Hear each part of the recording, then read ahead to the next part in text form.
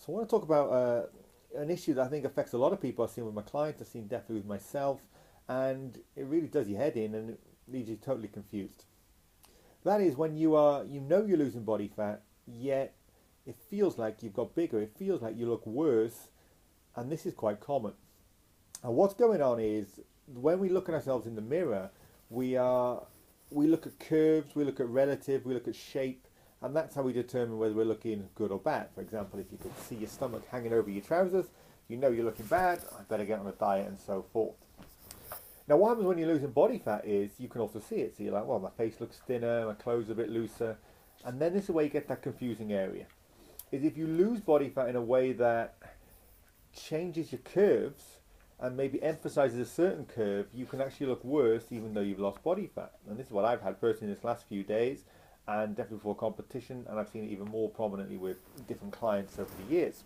So the idea is you might lose some around your rib cage on your sides, and then as a result, it means your hips are sticking out even more, and it looks like you've got more weight around your love handle, so to speak.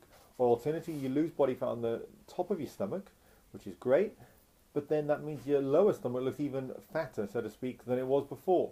And can really mess people around, because what happens is you get confusing signals. You're like, well, on one side of the fence, I know I'm losing body fat, this is less, my weighing scale's down, my clothes are thin, yet looking in the mirror I feel awful.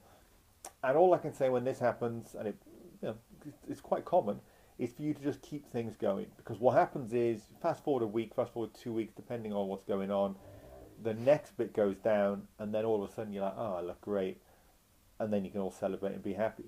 So it's definitely a concept to be aware of.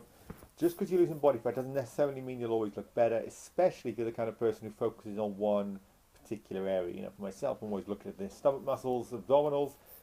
So how that gets affected by body fat losses will affect what I'm thinking.